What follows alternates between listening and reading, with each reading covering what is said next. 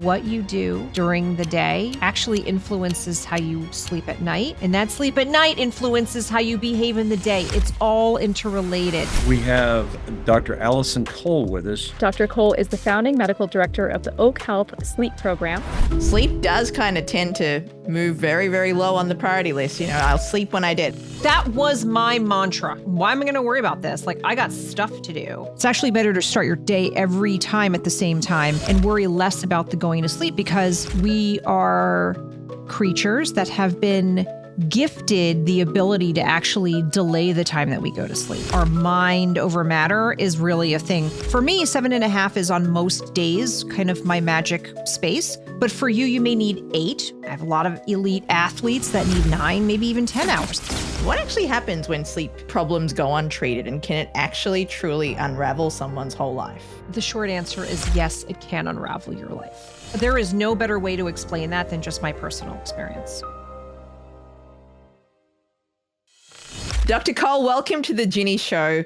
Sleep is one of my most favorite pastimes, if I could call it that, and also one I'm deeply intrigued by. So I love that I have a sleep expert that I can talk to and actually really unpack some myths, some things I've heard to get some clarity on. The first thing I want to share with you, Dr. Kole, is I've heard a lot of gurus, entrepreneurs, six-figure earners. They talk about sleep in such a way that it really is the way to kickstart the perfect day. It always starts in the night before. You go to sleep on time, the same time. But you've said one of the worst pieces of advice that you've received about sleep is the simply just go to bed earlier. Why is that actually terrible advice? I love this question because whenever I'm doing a social media clip or anything, it feels as though people are expecting that I'm going to give them some grandiose explanation, but I'm going to do so in 10 seconds. And it's simply not, it's a little bit more nuanced and complicated than that. But every single one of us, no matter, we got fancy, we're on Riverside, we're taping this podcast, we're so cool, right? We got all this technology, we're so advanced. We biologically are just another species living on this planet.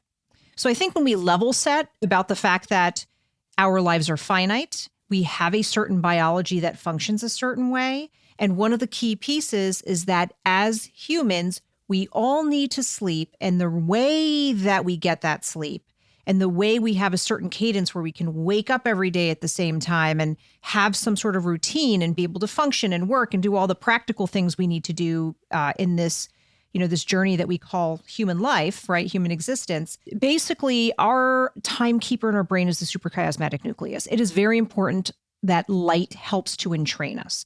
We know this data when you look at people who actually suffer from blindness. When they really have no sense of light versus dark, in those cases, we see that their circadian rhythm actually starts to march around the clock. They can't entrain, so they really have a hard time without some sort of a medication. There's one medication that can treat that, to really keep them in line with, okay, I go to bed at a certain time, I wake up at a certain time. For the most part, one of the things that we know about how flexible our circadian rhythm is, and for some people it's a little bit more flexible and they can kind of wander off their schedule a little bit more easily than others, but it's easier for us to phase delay. Translation, it's easier for us to stay up later than it is for us to go to bed sooner. And there's sort of this marriage, this alignment, this union between our sleep debt. The longer we're up during the day, the more likely we are to want to go to sleep at night, with our circadian biology, which says you're going to have a little bit of a lull in the mid-afternoon. Everybody knows what I'm talking about. You get a little bit more sleepy at that time. And also toward the end of the night, because it's dark, that triggers us to release melatonin, and that's going to help us get to sleep, because that's what we did before we had electricity. And there's data actually show that prior to electricity coming to the United States, like circa 1900s-ish, we actually slept longer. And then as you see that technology is advanced, we're seeing a drop in how much sleep people naturally get. So the gist of it is that when you are trying to go to sleep earlier, you may find it more difficult to actually be able to fall asleep.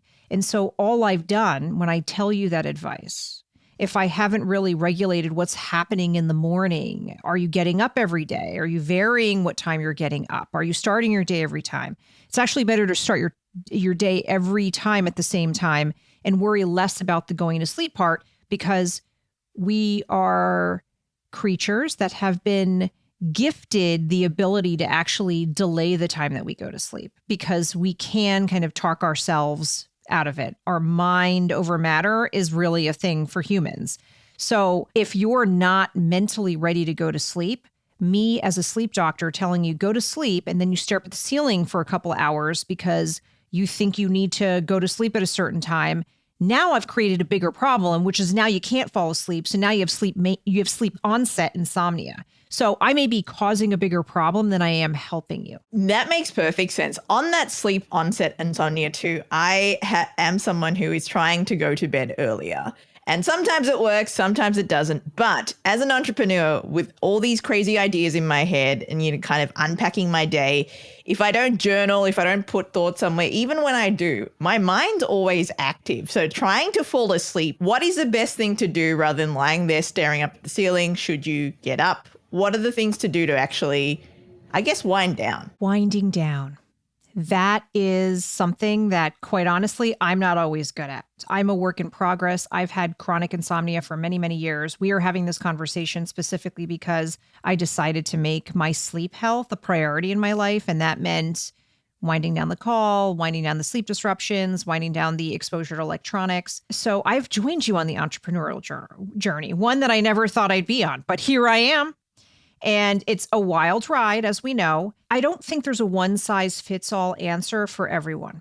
But what I want everyone to understand is create with you a regular wake time that your body can get used to and can adapt to pretty much 7 days a week initially, if you have trouble sleeping, meaning you are struggling with insomnia. Because having a set wake time, you're basically training your body just like you would a little kid. Little kids, you have a certain bedtime for them. You have a certain wake time for them. You keep kids on a routine. Remember, we're giant children. We are. Will ever forever be a Hello Kitty fan in my heart. I always joke, I have 2 Hello Kitty tattoos. They just remind me of being a child.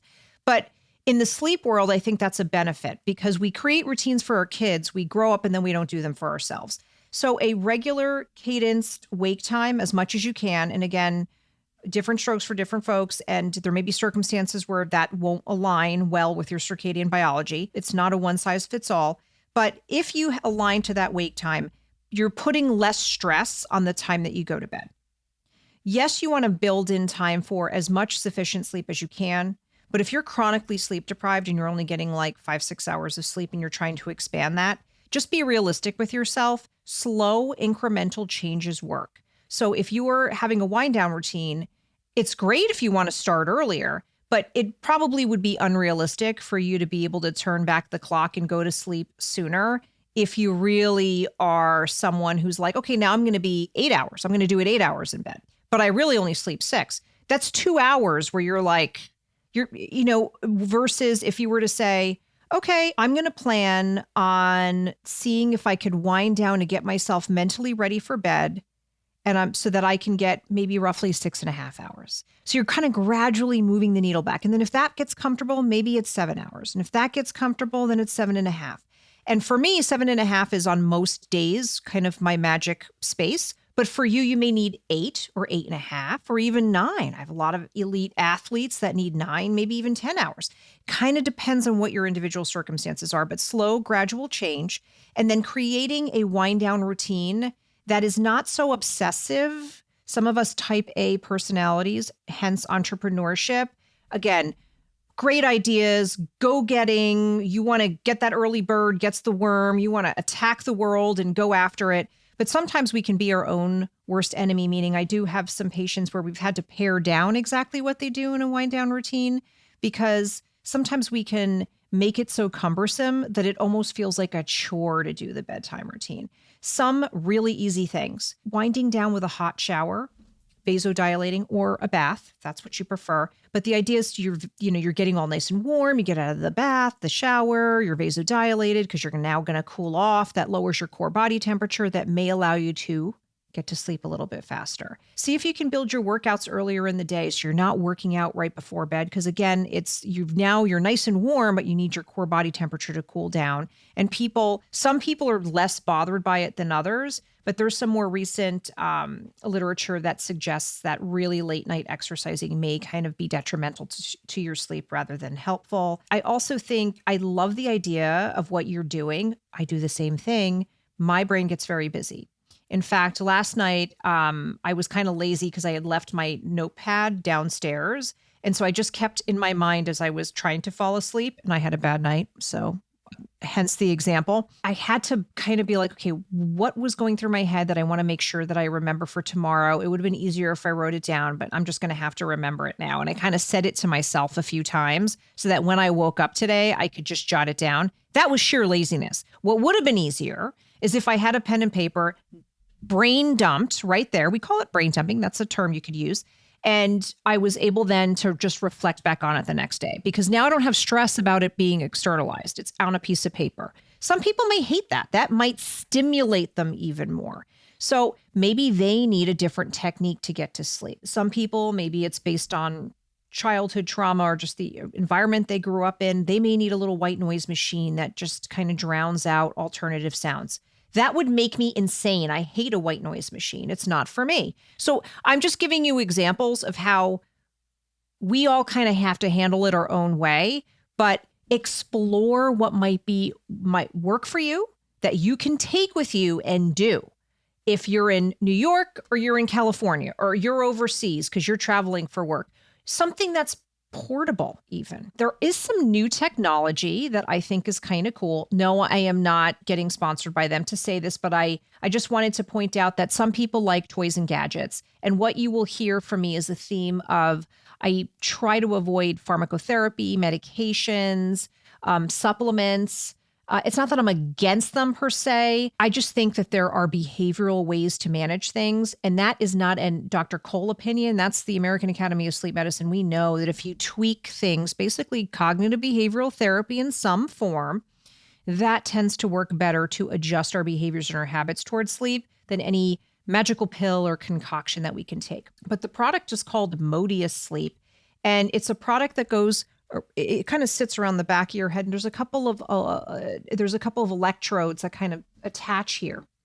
And what you're doing is you're kind of stimulating the vestibular system, which sends signals to the hypothalamus, which helps to regulate wake versus sleep. And it's sort of akin to, especially when you initially try it, to like almost being on a boat that's rocking or a car that's moving. It just helps you downshift. And there's other ones I've seen that I haven't tried personally, like ones that go on your wrist that are supposed to stimulate the parasympathetic nervous system. I'm intrigued by that technology because it actually makes sense to me and you're not putting anything in your body. So I think there can be other tricks and hacks that you can look into and see if those are the right things for you. I'm curious that you said that too, because I've heard of all these hacks too, like taking banana tea, like you boil 2 bananas in boiling hot water and then That I haven't heard of. So Banana thank you tea. for sharing that one. That's a new one to me. But you mentioned also, like, regardless of where you are, having those little sleep anchors to ensure that you can keep up your consistency with your circadian rhythm. I'm wondering can you build a sleep routine that is actually jet lag proof? Like, can that actually make jet lag irrelevant? I remember you asking me this question. I was like, how the heck do I answer this one? Because I think jet lag is going to be an inevitability. I would love to eliminate it. The most common advice, things that you will read, including the American Academy of Sleep Medicine on these societies, is to kind of see where you're going and try to adjust to that time before you even travel. And I got to tell you, I hate that advice. I know that that's what everyone says, including people that are far smarter than me. And it makes logical sense, which gets back to the idea that our bodies need to gradually adjust. So that's what you're doing. I'm totally non-compliant with that. Just because it's hard for me to adjust my schedule that way. And because of my just innate inflexibility, hence my chronic insomnia. But I also think that we live in this busy world that even if in your best own interest want to do that, it's so hard to work that into your schedule when you're in a different time zone working through that. So I'm going to tell you my hack. It's not very glamorous, but I think it works really well and is worth the fee associated with it potentially. Try it for free. I think the first ride is free or the first trip is free. An app called Time Shifter. Again, this is a tool that you could use in your toolbox. I have used it. I used it when I traveled for chest. There was one year. There's two major meetings for people who are pulmonologists, such as myself. The one that I tend to go to is chest. That occurs in October. One year they had it in Hawaii. Do you think I didn't want to go to Hawaii? Oh, of course wow. I Yeah. did. But I'm in Jersey, right? So we're going and you're in New York. So you're going East Coast all the way over to Hawaii. That is a trip. And I was like, I've been busy. I'm working on grants. I'm doing 20 different things. How am I going to review all the literature that tells me exactly how I need to tweak my schedule? We're going to be there for exactly a week. This is so much work. I can't even think about adding this to the rest of the stuff I have to do. The Time Shifter allows you literally to plug in, okay, this is your flight here. This is the time that you're leaving. This is the time that you're going to be arriving at your destination. And then you're leaving on this date and going backward, right? So it was actually not that bad based on Time Shifter. It made no recommendations regarding melatonin, but it asked me, are you comfortable taking melatonin? Because that can be something that we use to either change our circadian rhythm a bit and adjust. And I was like, okay, I can use that, but I'd really just tell me when I get light, tell me when I can take caffeine, when I need to block light. I think I'm going to use light because it's such a strong Zeitgeber or regulator of our circadian rhythm that I'm going to use what I know works and I'm not taking anything. Let me try that. Let me just do an experiment. I am telling you, I would sit on the beach having a great time with my husband because, there is playtime when you go on these conferences. We can't be working the whole time in Hawaii, right? That's just a terrible idea. He had a day off as we got settled before the conference actually kicked off because we're both pulmonologists. And we took off to the beach and I hear all these people just complaining about the jet lag and how they feel so horrible. And I'm watching people get on the plane and the Time Shifter is saying, listen, you're on this plane early and I know you want your coffee. That's a terrible idea. You're not going to have any right now. You're going to have it when you arrive at your destination and you're going to have it around this time. And then it's okay for you to get bright light from this time, but I'd rather you sleep a little longer or try to rest a little bit longer on the plane. Well, I just had a full night's of sleep. Am I going to really rest on the plane? You're asking me to get some more sleep.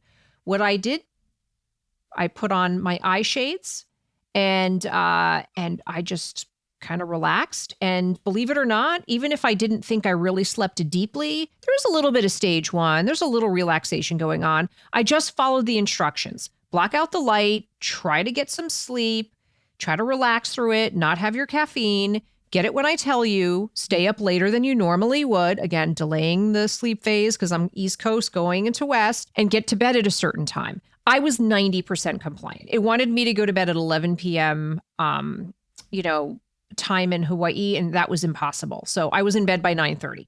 That being said, I did great the next day and I felt so good. So it's not perfect, but what I like about it is it's using real-time information and then making scientific recommendations to adjust.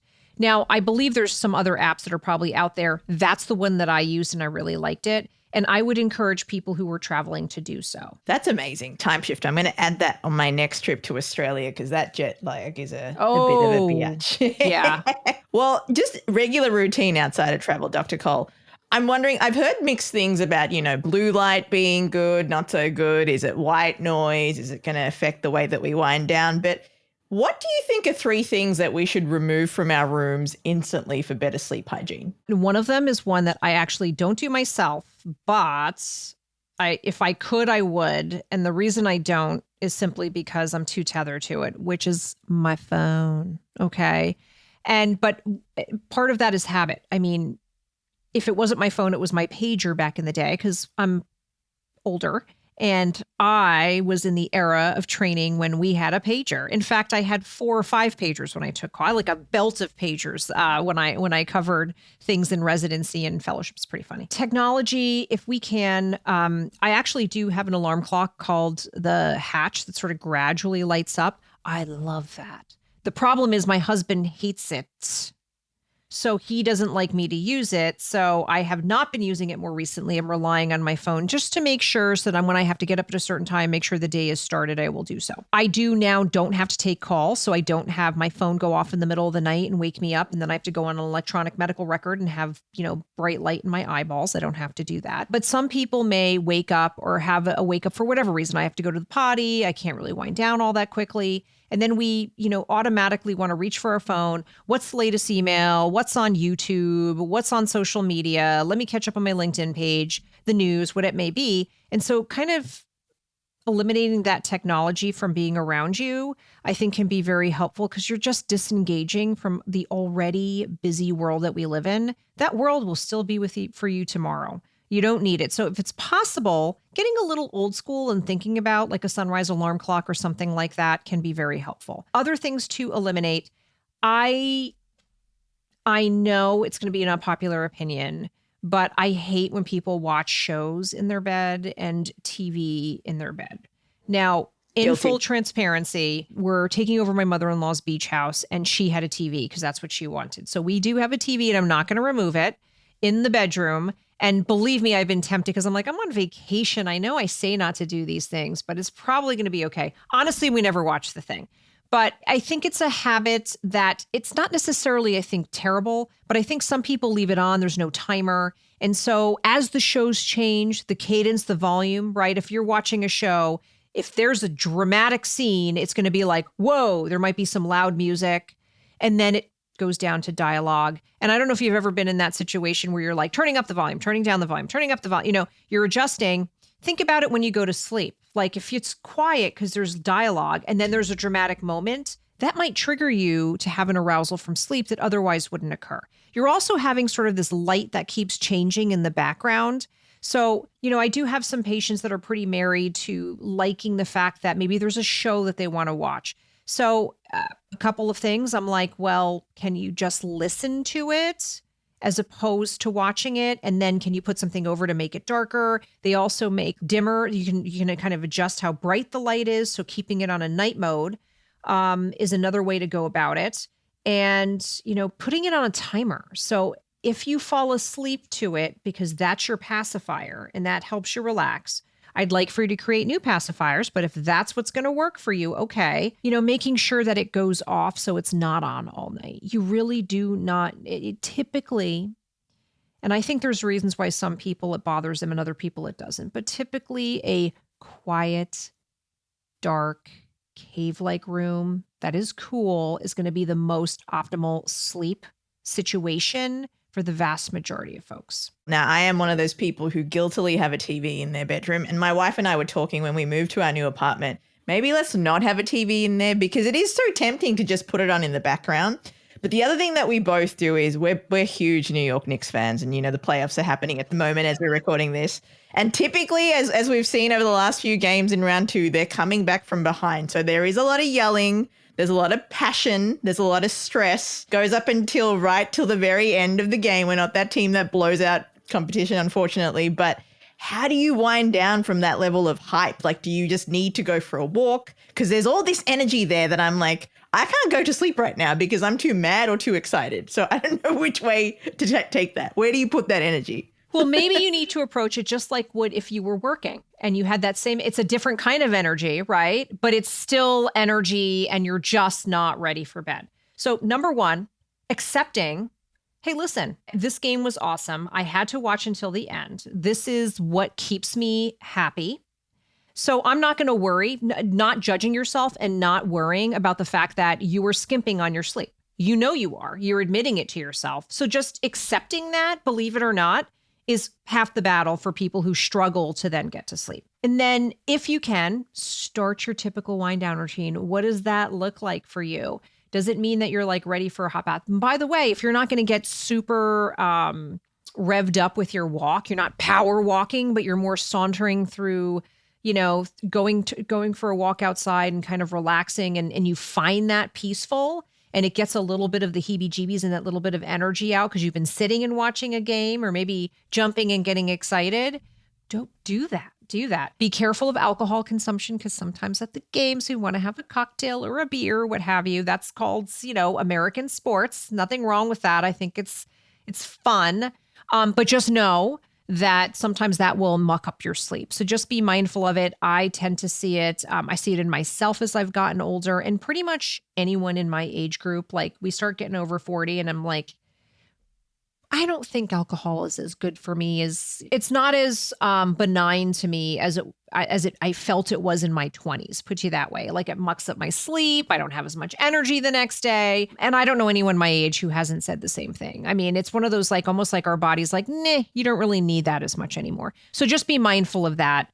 Especially if it's during the work week and you got to be somewhere at a certain time the following day. And if you don't have difficulty sleeping, if you don't have insomnia, and you have some flexibility, meaning you're not going to muck up future nights of rest by sleeping in a little bit to catch up, that's okay for you because you have that flexibility. You can do that. So again, everything needs to be personalized, but globally, I think just you do what you do. Now, again, if you haven't had time to process your thoughts for the following day, you've got a list of stuff that you want to focus on, journaling, creating a list of what you intend to do the following day. For me, that tends to work really well because I think I tend to, especially if you're entrepreneurial type A personality and highly professional, you tend to channel your energy toward what do I need to do? I need to feel a certain level of productivity. That includes the weekends, by the way. I'm not saying that I don't have issues. I am saying, though, that I think I'm not alone. And my husband and I, we can't just sit around and hang out. That's not a thing for us. So I just lean into that and I just go, okay, well, what is going to be something that would relax me? He will go to bed immediately. Good for him. I'm going to stare at him and become angry. So I need to do other things. Planning my day, writing things out. What are the key things I want to get done? That to me allows me to go, I have control now. I can let go and I can lose control when it comes to sleep and surrender to it more easily. I love that you shared that too, because it is kind of like ebbing and flowing. And I think what you said about the acceptance of, okay, I'm going to be hype. I'm going to skimp on my sleep. That is helpful. The other, I guess, tip that I've received is to not eat anything 3 hours before bed, because it does, according to this thing here, my sleep tracker tells me that your heart rate might be elevated due to the fact that you ate late. What are some truths to that and not so truths to that, I guess? I think the number one thing is that, again, patient dependent, person dependent, but it makes a lot of sense that if you've gotten enough calories throughout the day, that you probably shouldn't be ragingly hungry 3 hours before bed. Some people get a little noshy. Some people like an evening snack, but what we know is at least 2 hours, 3 hours probably gives you even more time. Some people tend to have acid reflux at night. And, we've got an epidemic of obesity in our country, for example. So being able to give yourself time to digest all of your food properly may reduce acid reflux at night, in addition to keeping your head of bed elevated. By the way, if you happen to have acid reflux at night, I want you to think whether or not you have sleep apnea and that you should be talking to a sleep doctor. That's an asterisk. One of the things to keep in mind, too, is that it's the type of food that may influence us. So if you have real carbohydrate dense sugary foods, we do know that may lead to a rush of insulin. And then some people, and I don't know if you've ever had this, if you've eaten too much candy, because I like candy and sometimes I eat too much of it, you almost have like a crash afterward and you're like, ugh, I feel so horrible and tired. That was one of the tools from like 20 years ago that they would say, oh, if you're having trouble sleeping, just, if you have some simple carbohydrates, like that's going to help kind of relax you because you're going to have that kind of sugar crash and then you'll be able to sleep. Really, though, it actually may disrupt your sleep more because you may be, if you fall asleep, you may be having that sugar crash in the middle of the night and you may wake up from that. So eating sleep promoting foods, if you're feeling really nauseous, and asking yourself, have you skimped on the rest of the day? Balanced meals are preferred, and I would say eat a heavier meal earlier in the day, focus on your protein, focus on your fiber intake, and let the rest fall into place because you need a little wiggle room. I don't think, some people are really dedicated to having an absolutely perfect diet. I commend you. I just am not a perfect person. I like strawberry laces and there's going to be some licorice in my life, and I'm going to build that in. Not before bed though, but there are sleep promoting foods that are worth chatting about a little bit. So especially for our athletes out there, tart cherry juice or even dried tart cherries. I found those at, I think it was Marshall's I found them at, and they're pretty good. That's supposed to be promoting sleep recovery, especially if your muscles are sore. So that can be a great way to do it. There was some studies that were done. Now, one of the studies was sponsored by a kiwi company that grows kiwis. So their brand was used, but eating a couple kiwis a bit before bed can be helpful. Some people that may induce acid reflux, right? Again, if it physically is something that you can tolerate, yeah, I think at the crux of it is that kiwis have some decent fiber and stuff in them. So they tested it for sleep, but you probably can opt for any kind of more higher fiber food that would help you. Mediterranean-based diets tend to be better for sleep as well. And you want to make that meal smaller and to help you digest. But again, I think for some people, it may be okay to have that snack before bed. Some of the lifting literature would suggest having like casein protein at night for muscle building overnight. Things like cow's milk. There's some truth to the wives' tale. Warm milk helps because warm milk can help make tryptophan. So one of the things, if my patients get hungry, that I'll tell them that could be really well balanced is opt for a higher protein yogurt. Maybe you have a little granola, little, berries. You're getting some fiber. It feels a little sweet, but not too much. And then you're getting some protein that also may be promoting some of the sleep promoting natural mechanisms by which we go to sleep. Turkey, there's something to that.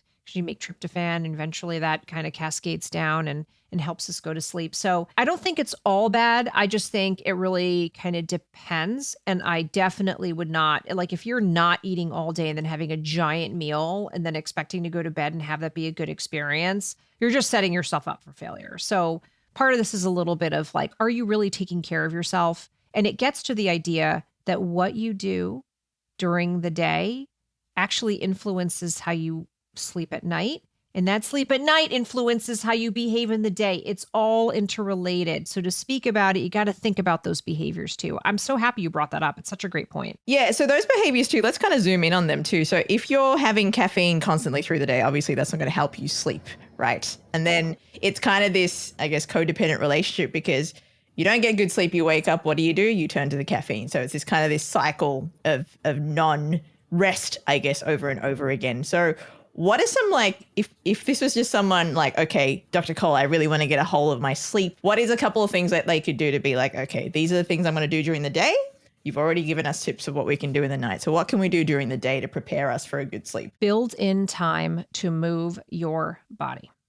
There is some data that supports resistance training, especially us ladies as we get older. Think about your bone health. You're not going to think about your sleep. Think about your bone health. So resistance training is really good because we need enough muscle mass. We obviously need some degree of cardiovascular fitness as well. That does not mean that you're a bad person because you're not running.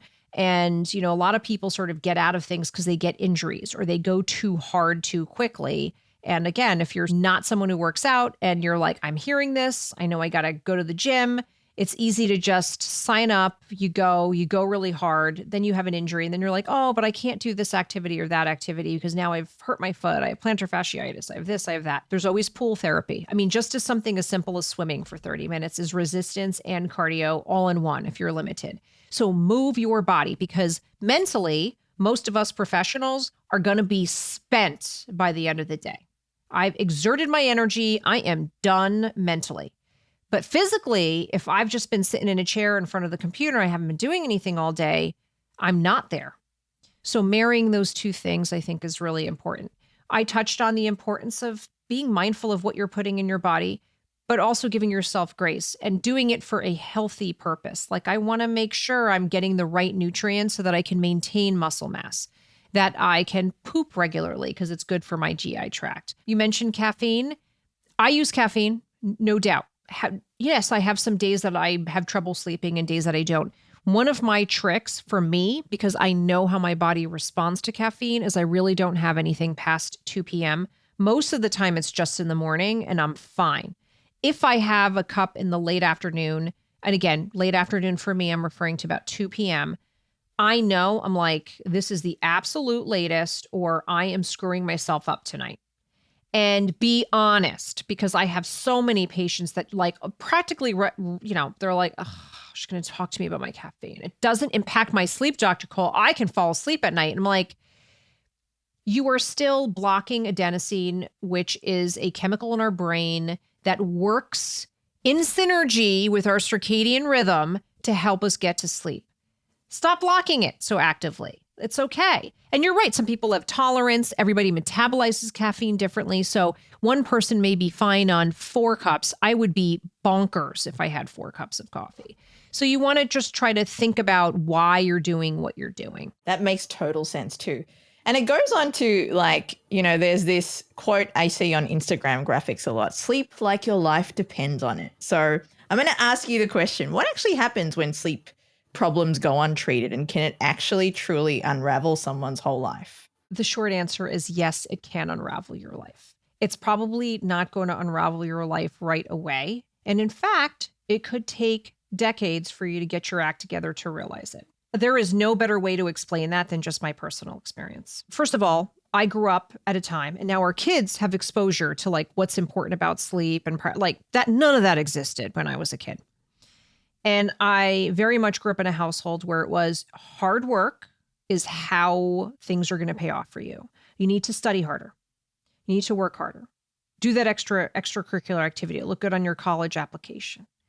Do this. Do that extra project. Try extra hard. Be that, you want to go to med school, you got to be a cut above the rest, right? So that was burned into my brain. So the minute I hit the steps, the hollowed walls of Barnard College, I was like, oh crap, all these girls are so smart.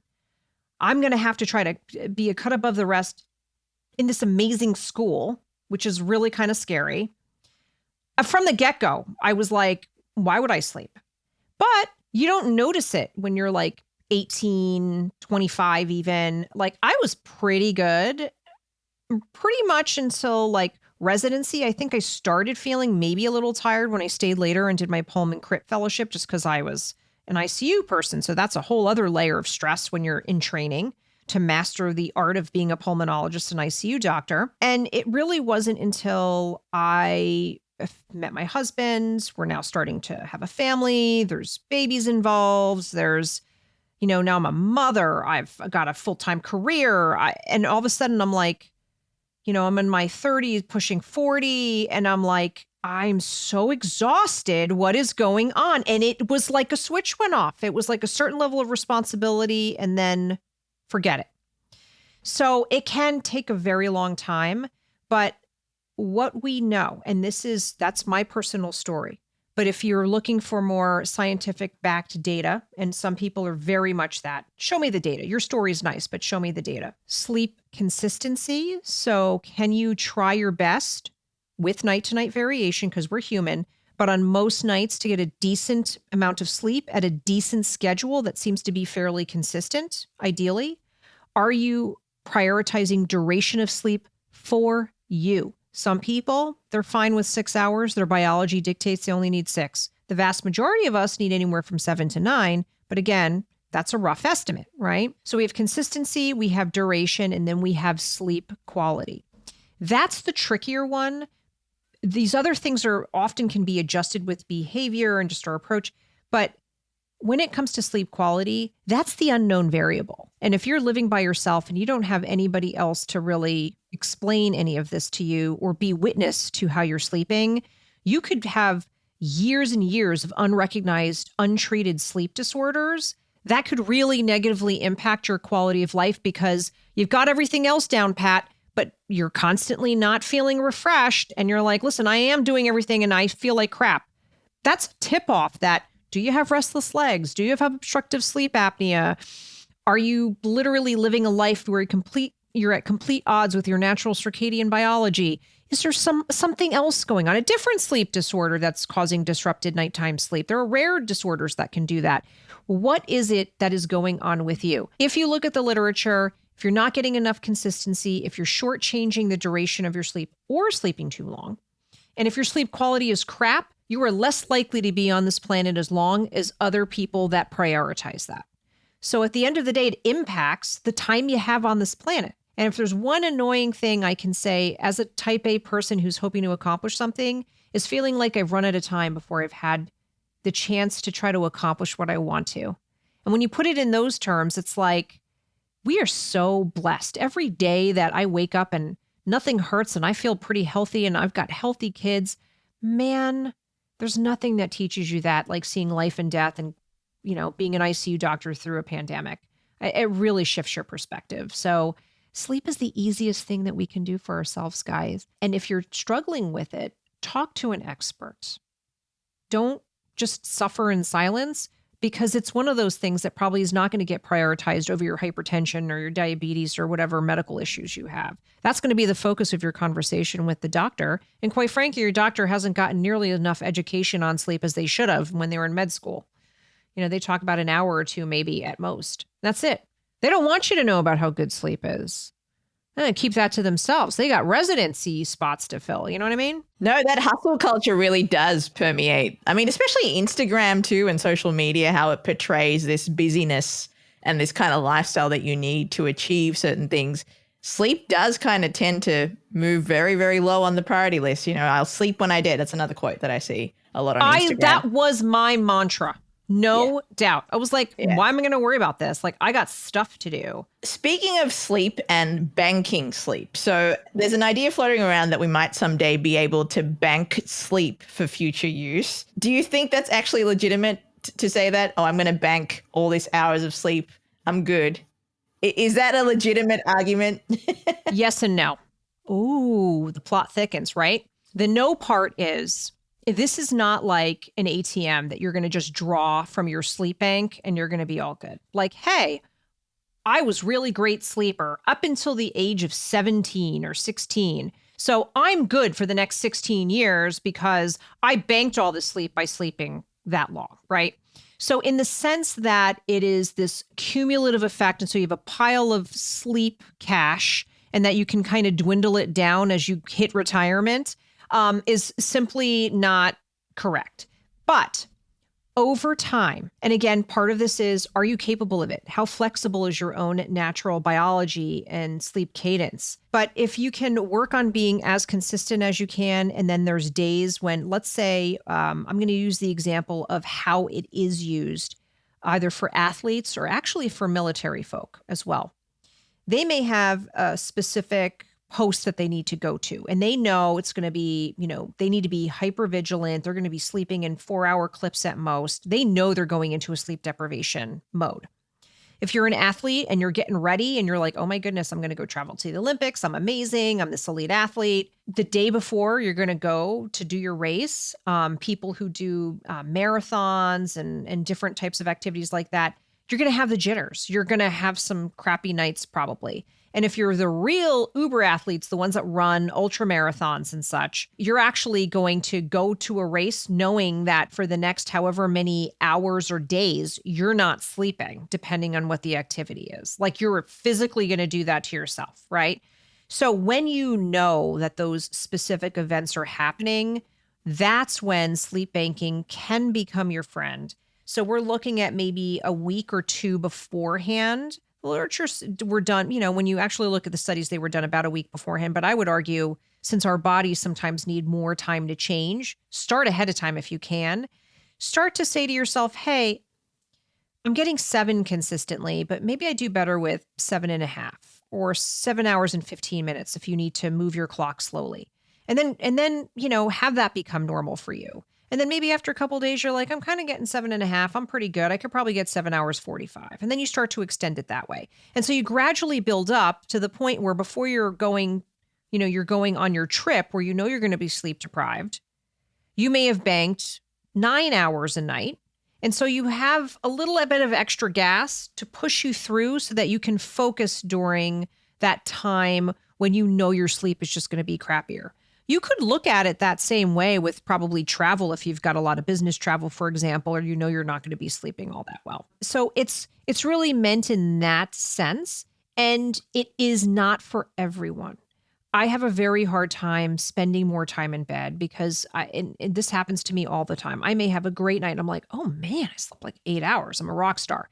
Dollars to donuts, another time during the week, I'm going to only get 7 hours. It averages to around 7.5. And that's why I can tell you very specifically, because I've done my own sleep diary and I've tracked all of this because I'm a nerd. And I too have an Oura ring, but to be honest with you, I only wear it to track my steps and stuff. And I'm non-compliant with it today. I didn't put it on. But yeah, so I use it for that purpose. I have had bad experience with Oura where I had a patient who really, I did her sleep study. Everything looked good. She felt wonderful. She seemed to get sufficient sleep. I didn't see anything really scary on her sleep study. And sure enough, she's like, but my Oura ring keeps telling me that my sleep is crappy. And I'm like, I need you to stop listening to your Oura ring then, because for whatever reason, it's registering that with you and you feel good. I care about how you feel. And I don't have anything dangerous to tell you. So it's not like we haven't unearthed this. It's not to say that technology can't be used in a good way, just as long as you know it's these commercially available products, as cool as, and we do use them, kind of for medical use, just as a surrogate with the data that we already have. You can't believe everything it tells you because it's, for commercial use. It's for entertainment purposes only. It's not a doctor, right? And some people treat it like one. Because you could actually give yourself orthosomnia. You can make yourself crazy by paying attention to all these gadgets, and then it almost like mucks up your sleep, believe it or not. So you mentioned, banking sleep and then trying to keep the wake up time, that your wake up time to be as consistent as possible. Now, I'm one of those people, I kind of go hard the 5 days of the week. I stick to my routine, right? Comes to the weekend, girlfriend sleeping in. That does screw me on Sunday night and Monday morning because that, according to my Oura ring too, and according to my body and how I feel, that is the day I feel the most tired and the day that I'm like, I'm just going to tough this one out. It's just going to start again when I go to sleep. Should we be sleeping on a schedule or a regular wake up time 7 days a week? That is ideal. That is ideal. Okay. And I will tell you in general, that pretty much happens to me primarily because it probably wouldn't have if I talked to you a couple of years ago when I was in clinical practice, because I would force myself. I'd be like, I got to get up at 5. I got to exercise. The only time to do it. Like, this is what I got to do. So I was pretty religious about that. But my body doesn't really ever want to be up at that time. So it was very hard to continuously do that on the weekend. So then I would sleep in a bit. And again, that probably contributed a bit to my struggles with not being able to get to sleep and fall asleep necessarily. And just, the struggles that I've had. It was compounded by shift work, but a different discussion for a different day. What you're describing is a social jet lag. You have like this behavior that you want to do, and then that you're going to kind of be paying for it on a different day. So unfortunately, ideally is every single day. Kids are a really great marker of that. Now I pretty much get up between 6 and 7 every single day. I have a little bit of flexibility built in because my insomnia is better. A couple of nights of crappy sleep does not insomnia make. Okay. So just remember that it's not that you have a problem because you had a bad night or two during the week. That's just what happens. And so me adjusting my mindset and accepting that, I'm like, all right. So it doesn't have to be perfect. It's okay. Kids tend to wake up every day at the certain time. So when I vary, though, you'll hear between 6 and 7, right? And so that's a very finite change. I have patients that are like, yeah, I go to bed at midnight because that's the time my body wants to let me sleep. And normally I'd sleep until 8 a.m., but I now have to be up at 5 because I got to commute to work. So I'm sleeping 12 to 5 during the week, and then I'm sleeping in. And they may be even further delaying when they're going to bed. And then they're sleeping until like 8. And then they're really experiencing that social jet lag. So for them, I'm like,